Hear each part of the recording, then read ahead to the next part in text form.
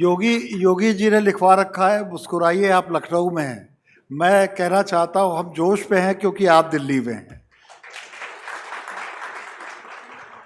तो दोस्तों, मेरे साथ जो हैं उनका परिचय देने की आपको ज़रूरत नहीं है। योगी आदित्यनाथ जी, और इनकी लोकप्रियता का आलम यह है कि अगर प्रदेश के बाहर भी कहीं जाते हैं तो उसके सियासी परिणाम भी मिलते हैं और लोग घंटों इनका इंतज़ार करते हैं। मैं बहुत भूमिका बनाए बिना सवाल पूछना चाहूँगा। 71 साल बाद पहला मौका ऐसा है गोविंद बल्लभ पंत जी के बाद, जब कोई मुख्यमंत्री 8 साल लगातार कुर्सी पे रहा उत्तर प्रदेश की। कैसा लग रहा है आपको, और इस दौरान आपका कार्यकाल आपकी नज़र में कैसा रहा? शशि जी, मैं सबसे पहले एसटी परिवार को इस समिट की हृदय से बधाई देता हूं।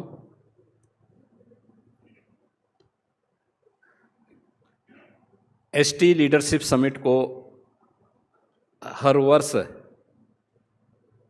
न केवल उनके दर्शकों और श्रोताओं को बल्कि समाज के अलग अलग तबके को का भी इंतजार रहता है। और मुझे कई वर्षों के बाद इस एसटी समिट में भाग लेने का अवसर प्राप्त हुआ है। मैं इस समिट के लिए पूरे एसटी परिवार को हृदय से बधाई और अपनी शुभकामनाएं देता हूं। और आज आपका जन्मदिन भी है। अरे, आपको याद है। तो आपको भी जन्मदिन की ढेर सारी शुभकामनाएं। उत्तर प्रदेश देश की आबादी का सबसे बड़ा राज्य है और पिछले 8.5 वर्ष से अधिक समय से हमारी पार्टी ने मुझे वहाँ पे सेवा करने का अवसर दिया है।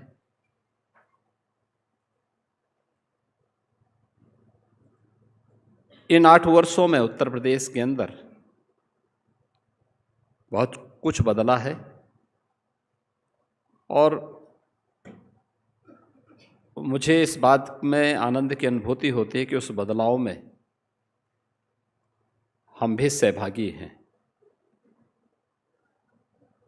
और उस बदलाव का हिस्सा बनने, उत्तर प्रदेश को उसकी पहचान दिलाने का जो अभियान है, उस अभियान का हम हिस्सा हैं। स्वाभाविक रूप से जब एक लंबे समय तक आपको कार्य करने का अवसर प्राप्त होता है तो बहुत सारी उपलब्धियां भी जुड़ती हैं और आदरणीय प्रधानमंत्री जी की प्रेरणा से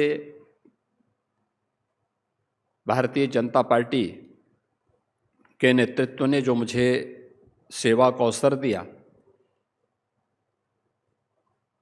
उत्तर प्रदेश जैसे बड़े राज्य में इतने लंबे समय तक कार्य करने वाला मैं पहला मुख्यमंत्री हूं।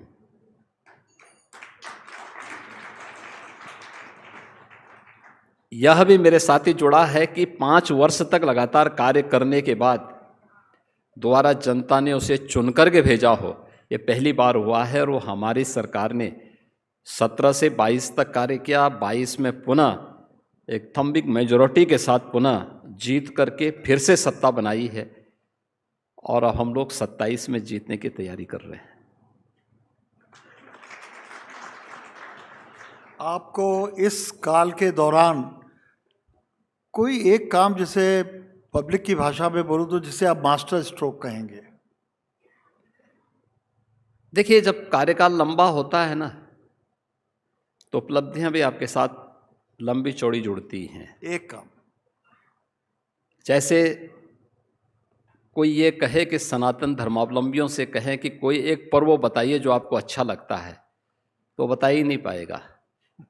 क्यों होली गिनाए कि दीपावली गिनाए कि विजयादशमी गिनाए कि रक्षाबंधन गिनाए कि रामनवमी को गिनाए कि कृष्ण जन्माष्टमी को गिनाए कि छठ को गिनाए, कौन सा गिनाए? क्योंकि एक लंबा समय है, युगों युगों से ये गाथा चली आ रही है।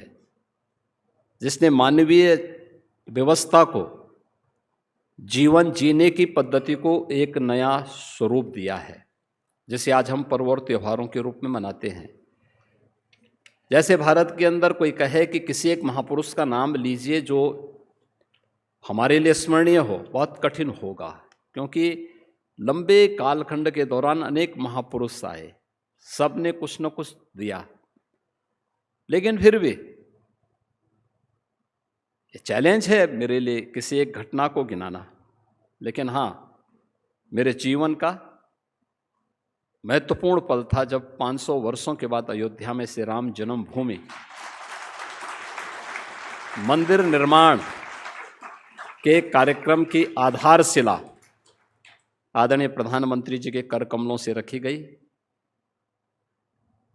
500 वर्षों के बाद जब अयोध्या धाम में से राम जन्मभूमि पर भव्य राम मंदिर का निर्माण हुआ, 500 वर्षों के बाद अयोध्या में प्रभु श्री राम के बने हुए भव्य मंदिर में धर्म ध्वजा का आरोहण प्रधानमंत्री जी के कर कमलों से हुआ।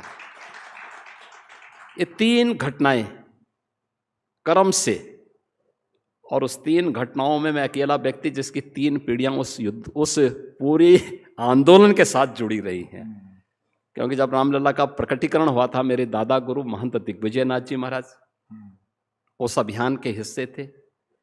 श्री राम जन्मभूमि मुक्त यज्ञ समिति के नाते मेरे पूज्य गुरुदेव महंत अवेद्यनाथ जी महाराज उस आंदोलन को लीड कर रहे थे, और मुख्यमंत्री के रूप में वो सेवा, और उस सेवा को प्रभु के चरणों में समर्पित करने का सौभाग्य मुझे प्राप्त हुआ है। तो अपनी विरासत के प्रति कृतज्ञता ज्ञापित करने, अपने देश और अपने धर्म के प्रति अपने कर्तव्यों का निर्वहन करने का एक अवसर मुझे प्राप्त हुआ। और ये जीवन की एक बड़ी घटना हमारे लिए बहुत महत्वपूर्ण है, जिसको कई पीढ़ियां नहीं देख पाई। हमने अपने सामने इन सारी घटनाओं को होते हुए, उसके साथ सक्रिय रूप से जुड़ते हुए, उस अभियान को आगे बढ़ाते हुए अपनी आंखों से देखा है। इससे बड़ी घटना दूसरी नहीं हो सकती। एक पुराना नारा याद आ गया जब राम जन्मभूमि आंदोलन चल रहा था कि अयोध्या की बारी है, काशी मथुरा बाकी है। तो कुछ है ऐसा भी क्या? देखिए, सभी जगह हम पहुंचेंगे, सभी जगह पहुंचेंगे और पहुंच चुके हैं। देखिए, विरासत पर किसी भी समाज को गौरव की अनुभूति होनी चाहिए, और उसी दिशा में ये सारे प्रयास प्रारंभ हुए हैं। हम आभारी हैं माननीय उच्चतम न्यायालय के, जिन्होंने सर्वसम्मति से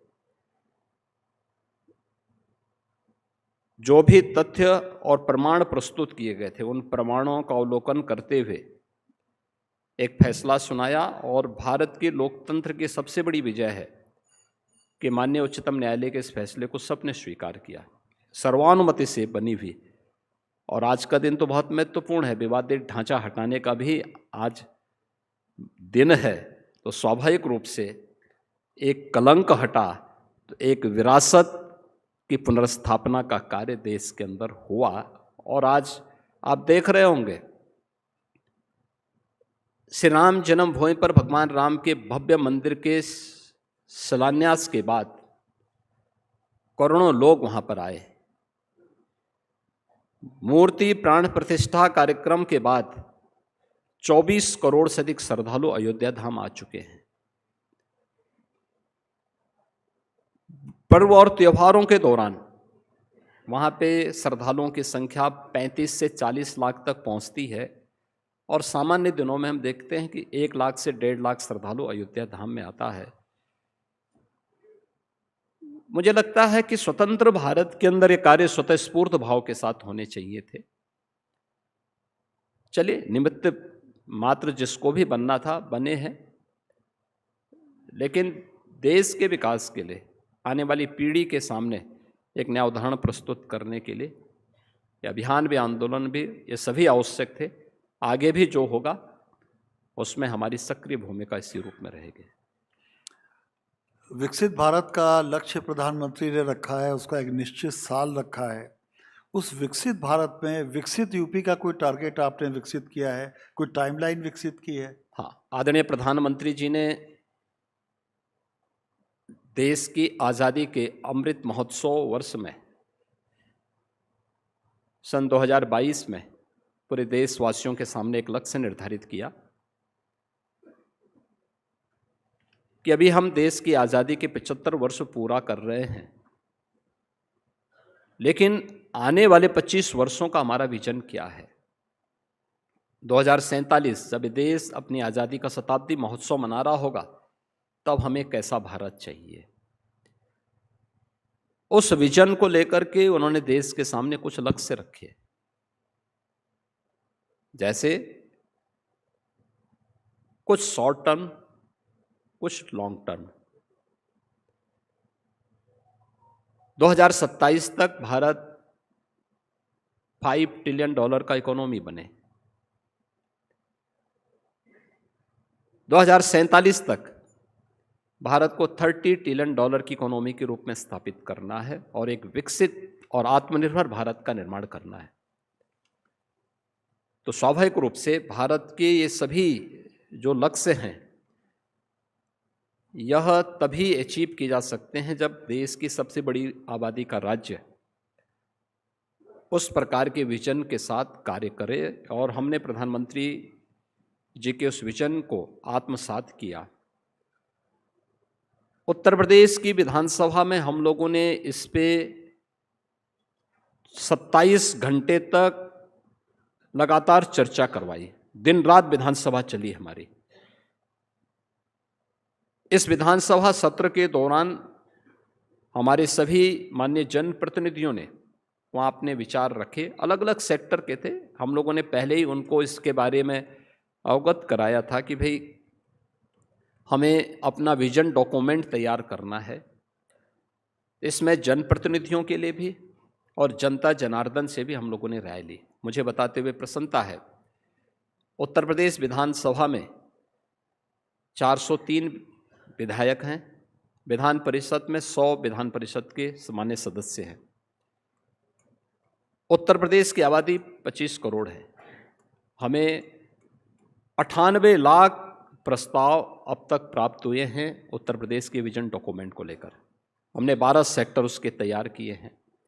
हमने अपने लक्ष्य निर्धारित किए हैं और लक्ष्य हमारा है 2029-30 तक उत्तर प्रदेश $1 ट्रिलियन की इकोनॉमी बनेगा।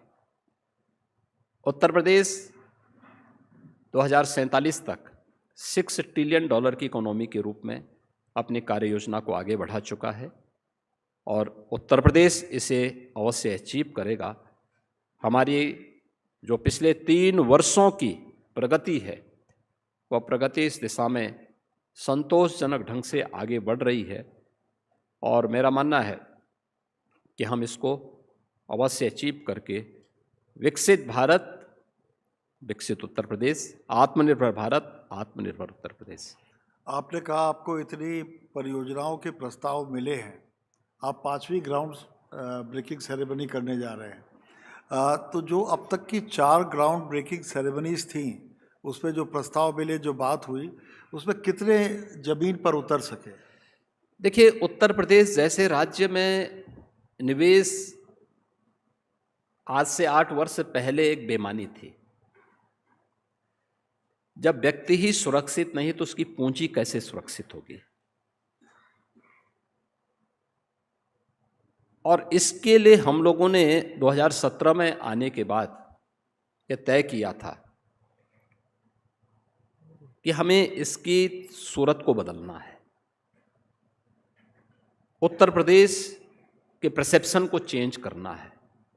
इसके लिए अपराध और अपराधियों के प्रति जीरो टॉलरेंस, भ्रष्टाचार और भ्रष्टाचारियों के प्रति जीरो टॉलरेंस। और मुझे आत्मिक संतुष्टि होती है जब हम लोग उत्तर प्रदेश के अंदर सुरक्षा का एक बेहतर माहौल आज के दिन पर देखते हैं। दंगा मुक्त प्रदेश को देखते हैं। आज 6 दिसंबर है। उत्तर प्रदेश में इस समय कर्फ्यू जैसा माहौल होना चाहिए, लेकिन मैं उत्तर प्रदेश के अंदर 2 कार्यक्रमों को करके अब दिल्ली में बैठा हूँ, ताज होटल में ST लीडरशिप समिट में बैठा हूँ। उत्तर प्रदेश में न दंगा है न कर्फ्यू है, उत्तर प्रदेश में सब चंगा है, इसके लिए कहीं कोई समस्या नहीं। इसके ये चंगा युक्त वातावरण, कर्फ्यू मुक्त वातावरण, ये निवेश की पहली शर्त है। किसी भी उद्यमी के लिए सुरक्षा पहली आवश्यकता है, और उस सुरक्षा को देने के साथ साथ हम लोगों ने सेक्टोरियल पॉलिसीज बनाई, पिक एंड चूज नहीं। और इन सभी पे व्यापक पैमाने पे कार्य हुआ। मुझे याद है जब पहला इन्वेस्टर समिट के लिए हमारे औद्योगिक विकास के मंत्री और उस समय के औद्योगिक विकास के आयुक्त तो मेरे सामने आए थे। इन लोगों ने मुझे बताया कि साहब हम लोग उत्तर प्रदेश में एक इन्वेस्टर समिट करना चाहते हैं। तो मैंने कहा नाम क्या है? तो इन्होंने कहा ग्लोबल इन्वेस्टर समिट। मैंने कहा कितने का टारगेट रखा है? इन्होंने कहा साहब 20,000 का। तो मैंने कहा नाम बदल दो। चौंके। मैंने कहा भी नाम ग्लोबल कर रहे हो और निवेश विलेज वाला करते हो, छोटा सा। उन्होंने कहा 20,000 करोड़ बहुत होता है। अरे हमने कहा यूपी का वॉल्यूम तो देखो। उस समय यूपी 20 करोड़ 22 करोड़ की आबादी का राज्य था। तो मैंने कहा 22 करोड़ की आबादी में आप 20,000 करोड़ की बात कर रहे हैं। उन्होंने कहा साहब कौन यूपी में निवेश करेगा? तो मैंने कहा वही तो हमें तैयार करना है, और आप तैयारी करो, निवेश होगा। उन्होंने कहा क्या? मैंने कहा रोड शोज की तैयारी करो। पहले रोड शो में गए, 2,000 का प्रस्ताव इन्हें प्राप्त हुआ, 2,000 करोड़ का। दूसरे में गए, 5,000 करोड़ का मिला। तीसरे के लिए मैंने कहा मैं चलता हूँ। मैं गया, वहाँ पे मैंने सभी उद्यमियों से बात किया। सभी उद्यमी बहुत हंसते हुए मिलते थे, लेकिन अंत में कहते थे साहब देखो हमने तो यूपी से कसम खाया हुआ है कि हम यूपी में वापस नहीं आएंगे। तो मैंने कहा एक दिन आपको आना पड़ेगा यूपी देखना। मैं यही बोलता था।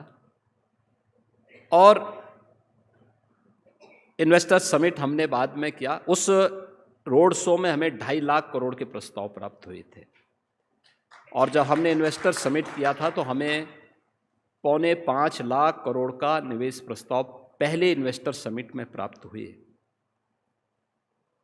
हमने गत वर्ष यानी 2023 में अपना तीसरा इन्वेस्टर समिट किया था। इन 8 वर्षों में यूपी का प्रवेश कैसे बदला है, परसेप्शन कैसे बदला है। हमें 2023 में इन्वेस्टर समिट में 40 लाख करोड़ रुपए के प्रस्ताव प्राप्त हुए थे। यानी ये 45 लाख करोड़ रुपए के प्रस्ताव में से 15 लाख करोड़ का हम ग्राउंड ब्रेकिंग करा चुके हैं, जिनमें प्रोडक्शन शुरू हो चुका है। 5 लाख हमारा पाइपलाइन में है, उसका हमें ग्राउंड ब्रेकिंग के लिए कोई तिथि तय करके उस कार्यक्रम को भी संपन्न करना है। ये पहली बार हुआ होगा कि 45 लाख में 20 लाख करोड़ का ग्राउंड ब्रेकिंग हो गया हो या हो रहा हो, और उसमें प्रोडक्शन शुरू हो गया हो। तो ये उत्तर प्रदेश जैसे राज्य की दृष्टि एक नया मील का पत्थर है, जो हमारी सरकार ने, डबल इंजन की सरकार ने यूपी के अंदर गढ़ने में सफलता प्राप्त की है। आज उत्तर प्रदेश में अच्छा इंफ्रास्ट्रक्चर है, अलग अलग सेक्टर से जुड़ी हुई पॉलिसीज है, और बिना किसी भेदभाव के हमने ईज ऑफ लिविंग को, ईज ऑफ डूइंग बिजनेस को जितना सरल हो सकता है, जितना रिफॉर्म हो सकता है, उसमें उतना हमने करके दिखाया है। और मेरा मानना है कि आने वाले समय में उत्तर प्रदेश देश का, आज के दिन पर भी मैं कह सकता हूँ, ईज ऑफ डूइंग बिजनेस हो, ईज ऑफ लिविंग हो, या फिर सिंगल विंडो के उसमें भी आप देखेंगे देश के अंदर उन सभी राज्यों में से एक राज्य है जो इन्वेस्टमेंट के लिए बेस्ट डेस्टिनेशन के रूप में जाने जाते हैं, उनमें यूपी एक है।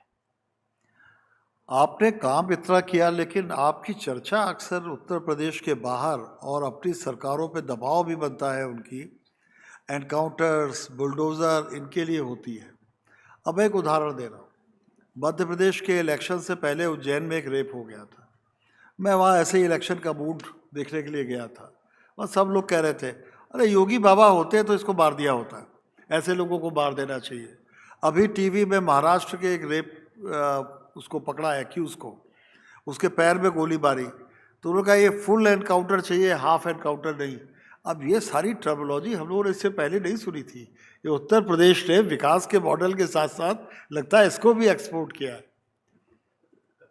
देखिए, जो लोग व्यवस्था में बोझ बने हुए हैं, उस बोझ से इस धरती माता को मुक्ति मिलनी चाहिए।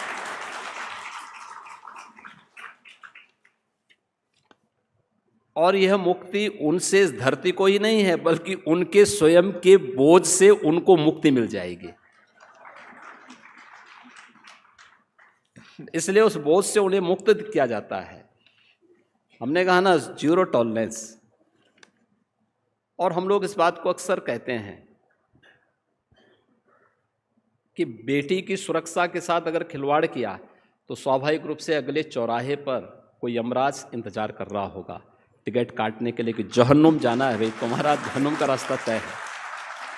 तो ये देश के अंदर लोग उसको क्योंकि हर व्यक्ति न्याय चाहता है, समय से न्याय चाहता है।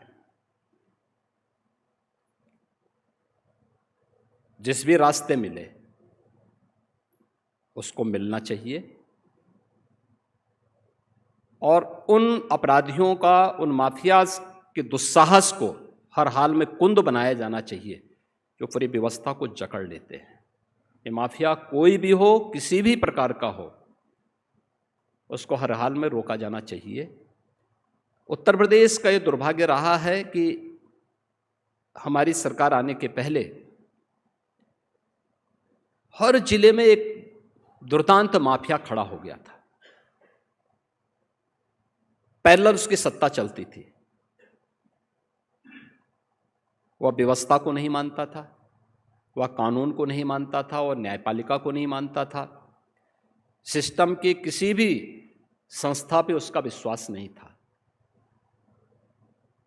जब उसका कानून में विश्वास नहीं है तो कानून उसको उन पर क्यों विश्वास करेगा।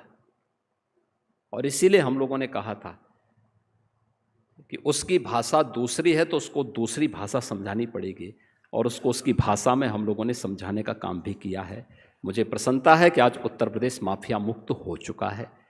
अब उत्तर प्रदेश में 1 डिस्ट्रिक्ट 1 माफिया नहीं, बल्कि 1 डिस्ट्रिक्ट 1 प्रोडक्ट है, 1 डिस्ट्रिक्ट 1 मेडिकल कॉलेज है। एक इसमें कोई दो राय नहीं, उत्तर प्रदेश में पूरे देश से के किसी भी अन्य प्रदेश के मुकाबले ज़्यादा हवाई अड्डे हैं, ज़्यादा राजमार्ग हैं, ज़्यादा मेट्रो हैं और ज़्यादा मेडिकल कॉलेज हैं। लेकिन अभी भी अर्बनाइजेशन और ढांचा सुधार को लेकर बहुत मांग उठती है। इसको लेकर आपकी कोई योजना है? क्योंकि आपका सपना है विकसित उत्तर प्रदेश का, विकसित भारत में विकसित उत्तर प्रदेश का, वो इसके बिना पूरा नहीं हो सकता। देखिए, इंफ्रास्ट्रक्चर सुरक्षा के साथ साथ वर्ल्ड क्लास इंफ्रास्ट्रक्चर हो, यह भी विकास की पहली शर्तों में है। और आपने देखा होगा, हमने अपने पहले कार्यकाल के दौरान इंफ्रास्ट्रक्चर के लिए यूपी के अंदर आप देखेंगे तो 2017 तक, 16-17 तक एक्सप्रेस वे में यूपी की कहीं गिनती नहीं होती थी। हमारी 1.5 एक्सप्रेस वे थी हमारे पास। और आज मैं 1.5 एक्सप्रेस वे, 1.5 से क्या मतलब है? 1.5 एक्सप्रेस वे इसलिए बोल रहा हूं मैं, एक आगरा यमुना एक्सप्रेस वे थी जी, और दूसरा आगरा से लखनऊ एक्सप्रेस वे आधा बनी हुई थी। तो ये 1.5 एक्सप्रेस वे है। मैंने सुना कि आपने तो लखनऊ एक्सप्रेस वे को बनाने के लिए पहले उसे खुदवाया कई जगह से, फिर बनी हो। उस एक्सप्रेस वे के लिए हमने पैसा दिया, हमने तब उसको कंप्लीट किया। आज मैं कह सकता हूं कि देश के अंदर एक्सप्रेस वे में उत्तर प्रदेश की हिस्सेदारी 55% है। 17 में जब मैं चीफ मिनिस्टर बना था, उत्तर प्रदेश के अंदर 2 एयरपोर्ट संचालित थे, लखनऊ और वाराणसी। 2 आंशिक रूप से संचालित थे, गोरखपुर और आगरा। आज हमारे पास 16 एयरपोर्ट क्रियाशील हैं, 4 इंटरनेशनल एयरपोर्ट हैं, और अभी हम देश के सबसे बड़े एयरपोर्ट को अगले 2 महीनों के अंदर उद्घाटन करने जा रहे हैं, नोएडा इंटरनेशनल एयरपोर्ट को। सबसे बड़ा एयरपोर्ट, ये उत्तर प्रदेश का एयर कनेक्टिविटी की दृष्टि से देश का सबसे बड़ा रेल नेटवर्क यूपी के पास। देश के अंदर सबसे अधिक सिटी में मेट्रो का संचालन, पब्लिक ट्रांसपोर्ट के लिए सबसे अधिक मेट्रो का संचालन यूपी के अंदर हो रहा है। देश की पहली रैपिड रेल दिल्ली मेरठ के बीच में यूपी के अंदर हो रही है। देश का पहला इनलैंड वाटरवे वाराणसी से हल्दिया के बीच में यूपी के अंदर हो रहा है। यूपी के अंदर हर जिले को और यूपी के हर इंटरस्टेट कनेक्टिविटी को हमने 4 लेन और 6 लेन के साथ जोड़ा हुआ है। यूपी के अंदर हर जिला मुख्यालय को 4 लेन से, तहसील और ब्लॉक मुख्यालय को 4 लेन और 2 लेन के साथ हम कनेक्टिविटी दे चुके हैं। यानी ये इंफ्रास्ट्रक्चर के साथ साथ हमारा जो तीसरा सेक्टर है वो अर्बनाइजेशन भी है। हमने हाउसिंग के जो रूल्स थे उसमें काफ़ी रिफॉर्म किया है। FAR में हमने छूट दी है, नए आवासीय कॉलोनी बनाने के लिए सस्ते में लोगों को घर मिल सके, इसके बारे में रिफॉर्म किए हैं। बिल्डर और बायर्स की समस्या का समाधान किया है। हम लोग जब आए थे, अकेले नोएडा, ग्रेटर नोएडा में 3.5 लाख बायर्स ऐसे थे जिनके आवास के पैसे दशकों से बिल्डर के पास जमा थे, लेकिन बिल्डर पैसा लेके दबाया हुआ था। बाद में हम लोगों ने इस पर कार्रवाई की। पहले वर्ष में हम लोगों ने 1.25 लाख लोगों को उनके आवास उपलब्ध करवाए। इसके बाद कार्रवाई आगे बढ़ रही थी कि कोर्ट का इंटरवेंशन उसमें होने के नाते ये कार्रवाई रुक गई। बाद में माननीय न्यायालय ने फिर ऑर्डर किए। फिर हमने नीति आयोग के उस समय के एक पदाधिकारी के नेतृत्व में एक कमेटी गठित की, फिर 0 पीरियड का लाभ दिया, उसमें भी रिफॉर्म किए, और आज मुझे बताते हुए प्रसन्नता है कि अधिकतर बायर्स को उसके आवास उपलब्ध हो गए हैं। ऐसे प्रदेश के अंदर जहां भी था, हमने समस्या दिया नहीं, समाधान की तरफ हमने फोकस किया। अर्बनाइजेशन के लिए नए हाउसिंग रूल्स दिए और सहज और सरल इसको बनाया गया, और ये तेजी के साथ आगे बढ़े हैं। नई सिटीज़ का निर्माण हो रहा है। आज आप देख रहे होंगे उत्तर प्रदेश के अंदर काफ़ी बड़े पैमाने पे शहरीकरण हुआ है। हम लोग जब आए थे तो उत्तर प्रदेश के अंदर 22 से 23% अर्बनाइजेशन था, आज ये 36% तक पहुंचा है। मेरा मानना है कि अगले 3 वर्ष के अंदर हम इसे 40% तक ले जाने में सफल होंगे। इस दिशा में भी हम लोगों ने कार्य किया है। केवल अर्बनाइजेशन नहीं, वहाँ पे उनको बुनियादी सुविधाएं भी मिले, अच्छी सड़क मिले, पब्लिक ट्रांसपोर्ट की सुविधा मिले, अच्छी क्वालिटी पावर की सप्लाई हो, शुद्ध पेयजल की व्यवस्था हो, अच्छे पार्क बने, वहाँ पर अन्य जो भी वहाँ की आवश्यकता है उस प्रकार की सुविधाएं उन्हें प्राप्त हो। इस दिशा में भी सरकार के ने बहुत तेजी के साथ कदम बढ़ाए और उसके लाभ वहाँ पे प्राप्त हो। महिलाओं को लेकर आपकी कई स्कीमें, मिशन शक्ति में तो हमें भी शामिल होने का मौका मिला हिंदुस्तान को। उन स्कीम्स के बाद गांवों में एक महिलाओं की स्थिति में कानून व्यवस्था और उनकी मदद की वजह से फ़र्क साफ साफ दिखता है, लेकिन अभी भी मुझे ऐसा लगता है कि बहुत कुछ काम उस क्षेत्र में बाकी है। देखिए, आधी आबादी को उसका अधिकार मिलना चाहिए, और इसके लिए हम लोगों ने हर एक स्तर पर उन्हें समायोजित करने का प्रयास किया। आदरणीय प्रधानमंत्री जी ने बेटी बचाओ बेटी पढ़ाओ के साथ ही मातृवंदना योजना और फिर अलग अलग सेक्टर में उन्हें समायोजित करते हुए नारी वंदन अधिनियम तक एक बड़ी रेखा देशवासियों के सामने खींची। उससे प्रेरित होकर के प्रदेश में भी हम लोगों ने बहुत सारे कदम बढ़ाए हैं। बेटी के जन्म लेने से लेकर के उसके स्नातक तक की पढ़ाई के लिए एक आर्थिक पैकेज उस बेटी को उपलब्ध करवाना हो, उसके एजुकेशन फ्री स्नातक तक की उसकी पढ़ाई मुफ्त में हो, इसके लिए व्यवस्था, बेटी की शादी योग्य हो गई तो मुख्यमंत्री सामूहिक विवाह योजना के माध्यम से हम लोग प्रत्येक बेटी की शादी में 1 लाख रुपए की सहायता उस सामूहिक विवाह योजना में उपलब्ध करवाते हैं। और बेटी की शादी होने के उपरांत भी अगर कोई बेटी नौकरी करना चाहती है तो उसके लिए कुछ जगहों पर हमने एक स्पेशल व्यवस्था की है। जैसे उत्तर प्रदेश पुलिस बल में हम लोग जब आए थे, महिलाओं की संख्या उसमें मात्र 10,000 की थी। आज मुझे बताते हुए प्रसन्नता है कि उत्तर प्रदेश पुलिस बल में महिलाओं की संख्या 44,000 से अधिक है, यानी बड़ी संख्या में। उत्तर प्रदेश में हम लोग आए थे तो हम लोगों ने इस दिशा में काफ़ी बड़े कदम उठाए। आज एक व्यवस्था बनाई गई है वहाँ पे महिला स्वयंसेवी समूह के माध्यम से, यानी पुलिस में भर्ती बेसिक शिक्षा परिषद के शिक्षकों में महिलाओं को प्राथमिकता देते हुए उनकी भर्ती के कार्यक्रम को तेजी के साथ आगे बढ़ाया गया। नर्सिंग, पैरामेडिकल, मेडिकल और अन्य क्षेत्रों में भी उनके रास्ते खोले गए। प्रदेश में वर्तमान में 90,000 महिला स्वयंसेवी समूह काम कर रहे हैं। इन महिला स्वयंसेवी समूहों को कुछ कार्य मिले, इसके लिए यूपी के अंदर 2017 के पहले बाल विकास और महिला कल्याण की योजनाओं में कुपोषित महिलाओं के लिए जो रेसिपी तैयार होती थी उसमें माफिया हावी थे और बड़ी विडंबना थी। यूपी के अंदर वही शराब माफिया वही इनके लिए पौष्टिक आहार भेजता था जो उत्तर प्रदेश के अंदर शराब की सप्लाई करता था। हम भौचक थे भाई ये देख करके। हमने सारा अभियान वहाँ से ले करके और इस महिला स्वयंसेवी समूह को दिया, इनके लिए HAR प्लांट स्थापित करवाए। आज ये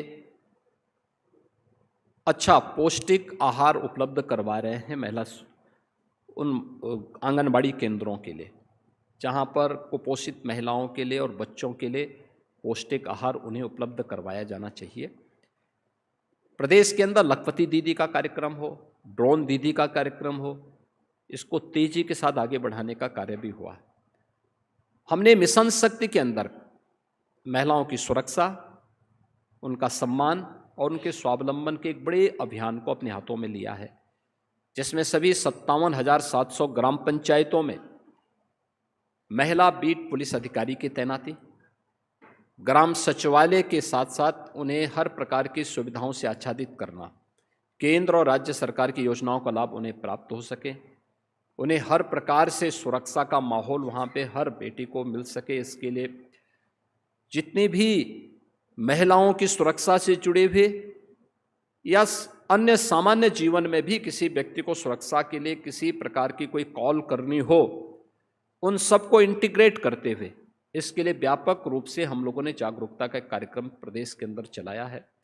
और मुझे प्रसन्नता है कि बड़े पैमाने पर महिलाएं इसके साथ जुड़ी हैं, सुरक्षा का एहसास कर रही हैं और प्रदेश के कार्यक्रमों को केंद्र सरकार के से जुड़े हुए वेलफेयर के स्कीम को लाभ भी ले रही हैं और उसके माध्यम से समाज को भी लाभान्वित करने में अपना योगदान दे रही हैं। सवाल तो बहुत सारे रह गए, लेकिन चूंकि समय खत्म हो गया है और कुछ विदेशी अतिथि भी हैं, आखिरी सवाल बस आपसे पूछता हूँ। तो अब चुनाव आपके सिर पर ही हैं, कुछ दिन बाद चुनाव का माहौल शुरू हो जाएगा, लेकिन चुनाव अपनी जगह हैं, पर सरस्वती आपने पढ़ाई की बात की, लक्ष्मी आपने धन की बात की, महिलाओं को लक्ष्मी भी मानते हैं, बुलडोजर यानी वास्तु पुरुष और यमराज, इनका सम्मिश्रण जारी रहेगा उत्तर प्रदेश में? देखिए, उत्तर प्रदेश की आवश्यकता है और उत्तर प्रदेश के नौजवानों के लिए, उत्तर प्रदेश की बेटियों की सुरक्षा के लिए, उनके स्वावलंबन के लिए, उत्तर प्रदेश के अन्नदाता किसानों की खुशहाली के लिए और उत्तर प्रदेश के नागरिकों की पहचान को बनाए रखने के लिए जो भी आवश्यक कदम होंगे जो भी महत्वपूर्ण रिफॉर्म होंगे और जो भी सख्त कदम होंगे उसको उठाने में कोई संकोच नहीं होगा। सरकार अपनी जीरो टॉलरेंस की नीति के तहत आगे बढ़ती रहेगी। बहुत बहुत धन्यवाद योगी जी, आपने मेरे सारे सवालों के जवाब उसी अंदाज में दिए जिसके लिए आप जाने जाते हैं। आपको बहुत बहुत शुभकामनाएं और एक तालियों की गड़गड़ाहट के साथ इसे ख़त्म करना चाहूँगा। धन्यवाद शशि जी, बहुत बहुत धन्यवाद। एसटी समिट के लिए मेरी बधाई और शुभकामनाएं।